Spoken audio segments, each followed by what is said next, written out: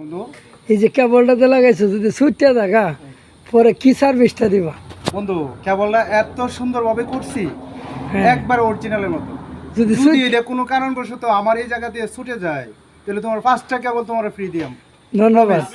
হ্যাঁ হ্যাঁ, আইন মানিক ভাই, আইন আইন মানে এই এই কেবলটা যেটা লাগাইছে জোড়া তালি দেয়, এটা ছুটতে গেলে গানের 5টা কেবল আমার এলো এ কামরুল ভাই দিব হ্যাঁ, ফ্রি ফ্রি ফ্রি, দিয়াম। মানে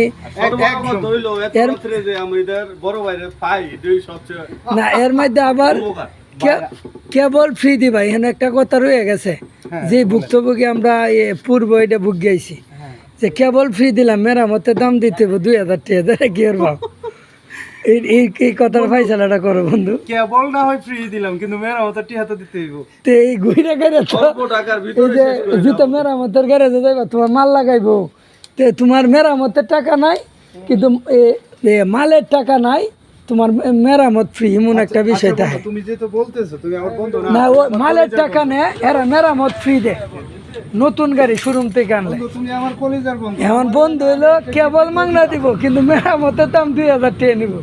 এলা তোমারটা বন্ধু বিপরীত হয়েছে।